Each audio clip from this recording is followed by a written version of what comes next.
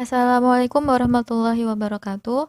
Dalam video ini akan mengulas kembali materi minyak bumi dan dampak pembakaran yang sebelumnya sudah kita bahas. Nah, pada video ini kita akan bahas tentang komponen dan pengolahan minyak bumi.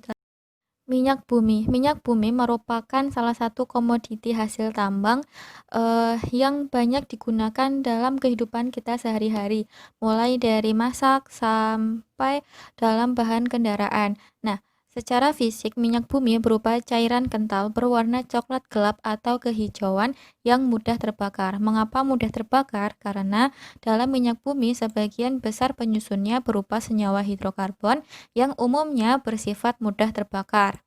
Nah, minyak bumi itu berasal dari makhluk hidup yang terkubur jutaan bahkan ratusan tahun lalu, sampai terbentuklah minyak bumi yang nantinya akan diolah di kilang-kilang minyak menjadi LPG, bensin, aspal, lilin, dan lain-lainnya.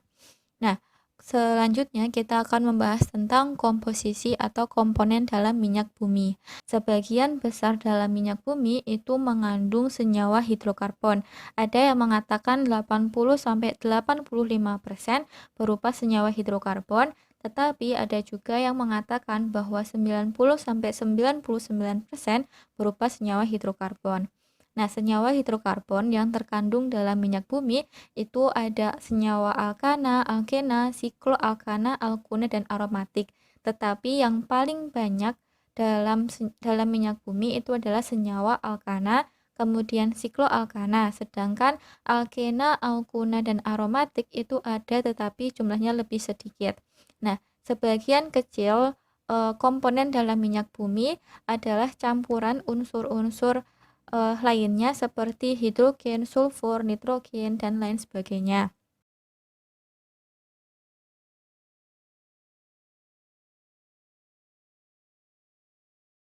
Pengolahan minyak mentah. Nah, pengolahan minyak mentah ini bertujuan untuk mengelompokkan senyawa-senyawa yang memiliki sifat dan kegunaan yang sama atau hampir sama. Tadi dijelaskan bahwa mayoritas senyawa yang terkandung dalam minyak bumi adalah senyawa alkana. Nah, untuk eh, mengelompokkannya itu berdasarkan sifat dan kegunaannya yang sama atau hampir sama. Misal, C1 sampai C4 itu memiliki fase gas. Nah, sehingga dapat digunakan untuk pengisi gas LPG atau bisa juga C5 sampai C10 itu umumnya berfase cair sehingga dapat digunakan sebagai bahan utama dalam bensin dan seterusnya. Nah, pengolahan minyak mentah ini ada beberapa tahap. Yang pertama yaitu distilasi bertingkat atau distilasi fraksinasi. Nah, pada prinsip distilasi bertingkat itu didasarkan pada perbedaan titik didih dari senyawa alkana dalam minyak bumi. Jika mengingat lagi ke materi sebelumnya yaitu hidrokarbon, dijelaskan bahwa titik didih senyawa hidrokarbon dipengaruhi oleh jumlah atom C penyusunnya. Jika jumlah atom C penyusunnya itu banyak, maka titik didihnya akan tinggi, tetapi jika jumlah atom C penyusunnya rendah, maka titik didihnya juga akan rendah. Selain itu, hidrokarbon dengan jumlah atom C rendah akan terpisah terlebih dahulu, kemudian disusul dengan atom C yang lebih banyak. Maksudnya seperti ini, jika kan tadi titik didih itu dipengaruhi oleh jumlah atom C penyusunnya. Kalau jumlah atom C penyusunnya itu sedikit, maka otomatis senyawa ini akan menguap terlebih dahulu, sehingga dia akan naik ke tabung distilasi terlebih dahulu, kemudian nanti disusul oleh senyawa yang memiliki jumlah atom C penyusunnya lebih banyak. Nah, untuk prosesnya sendiri, jadi nanti minyak mentah yang diambil dari pertambangan, kemudian diangkut di kilang-kilang minyak, akan dipanaskan terlebih dahulu dengan suhu tinggi sekitar 600 derajat Celcius. Kemudian nanti minyak mentah akan menguap dan masuk ke dalam tabung distilasi. Nah, di dalam tabung distilasi nanti akan ada saluran-saluran berdasarkan titik didihnya. Jika nanti titik didihnya itu sekitar kurang dari 20 derajat Celcius, maka dia akan ada di saluran teratas. Kemudian senyawa-senyawa ini akan mengalami kondensasi atau berubah menjadi cair, atau bisa juga langsung diolah dan dimasukkan ke dalam gas tabung LPG. Kemudian nanti kalau misal titik didihnya sekitar 40 sampai 180 derajat Celcius, maka langsung masuk ke dalam saluran tersebut dan mengalami kondensasi atau diubah menjadi cair kembali dan kemudian dimanfaatkan sebagai bensin dan lain sebagainya. Nah, untuk memudahkan kalian memahaminya, ada analogi berpikirnya seperti ini. Ada ratusan orang yang memiliki tinggi badan yang berbeda-beda. Nah, orang-orang ini akan dikelompokkan berdasarkan tinggi badannya. Misal, ada 4 kelompok. Nah, kelompok A itu memiliki tinggi badan lebih dari 180, kelompok B 180 sampai 160, kelompok C 160 sampai 150, kelompok D kurang dari 150. Nah, jika cara mengelompokkannya itu dengan mengukur per orang sendiri-sendiri tinggi badannya, itu akan membutuhkan waktu yang sangat-sangat lama. Sehingga ada alternatif atau cara lain untuk mengelompokkan orang-orang ini dengan waktu yang lebih singkat, yaitu dengan membuat pintu. Ada 3 pintu yang memiliki tinggi yang berbeda-beda. Ada yang 180, 160, dan 150. Nanti ratusan orang ini akan melewati setiap pintu yang memiliki tinggi yang berbeda-beda. Dan dengan syarat tidak boleh menunduk. Jika nanti tingginya pas, maka masih dapat masuk. Tetapi jika lebih dari 180 atau 160, maka akan tertahan di depan pintu tersebut atau tidak dapat masuk ke pintu itu. Nah, misal ini 180 cm, berarti mereka yang memiliki tinggi badan lebih dari 180, mereka akan berada di depan pintu 180. Sedangkan yang memiliki tinggi badan 180 ke bawah masih dapat masuk ke dalam pintu.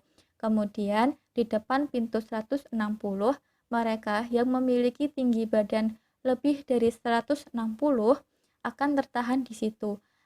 Tadi kan yang dapat masuk ke pintu 180 adalah yang memiliki tinggi badan 180 ke bawah. Berarti yang tertahan di depan pintu 160 itu memiliki tinggi badan 180 sampai 160.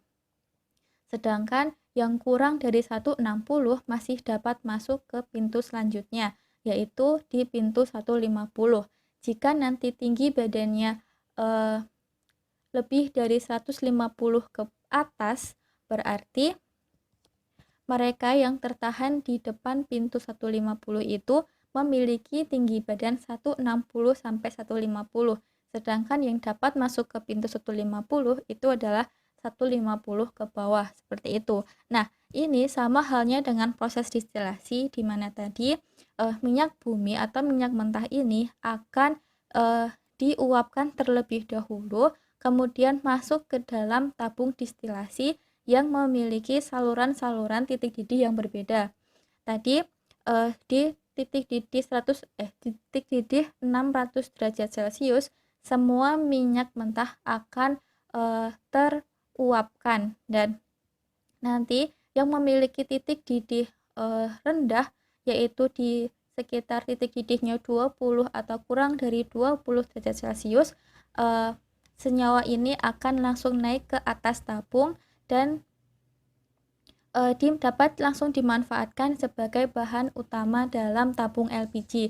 Sedangkan yang memiliki titik didih 40 sampai 180, mereka akan masuk senyawa-senyawa ini akan masuk ke salurannya dan akan terkondensasi.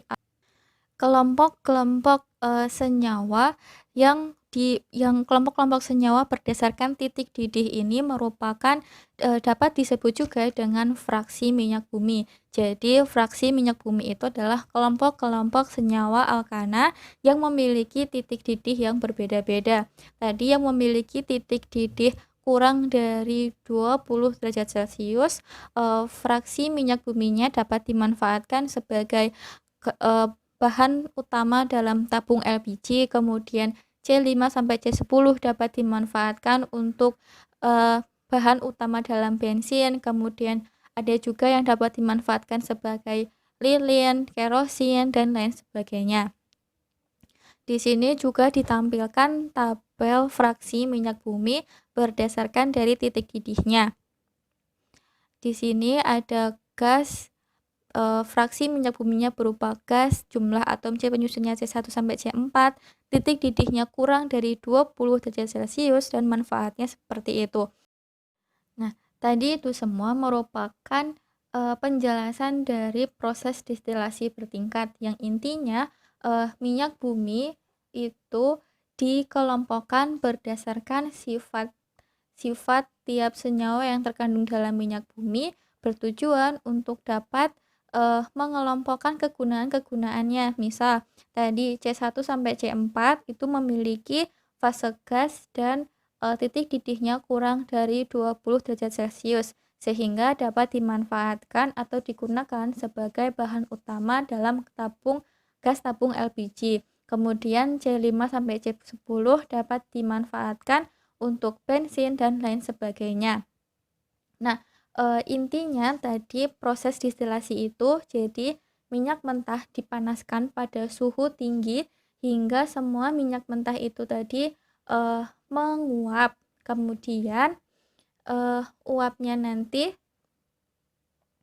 ada yang menjadi residu atau memiliki titik didih yang sangat tinggi sehingga dapat menjadi residu. Nah, residu minyak bumi ini dapat dimanfaatkan sebagai aspal. Kemudian fraksi yang memiliki jumlah atom C penyusunnya itu rendah dapat naik ke atas bagian kolom atau tabung distilasi.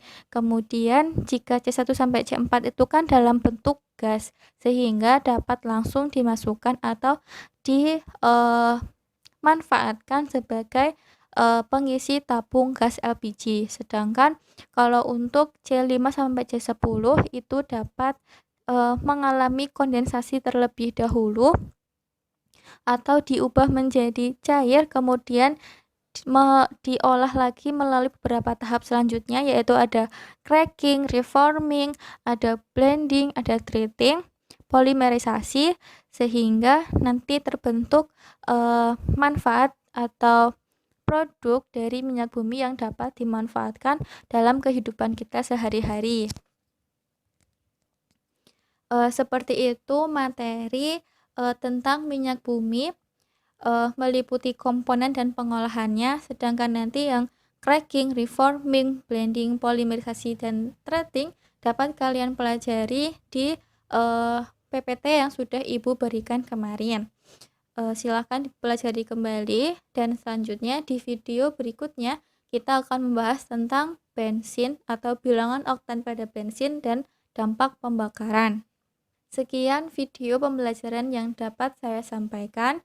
Semoga dapat bermanfaat bagi kita semua. Wassalamualaikum warahmatullahi wabarakatuh.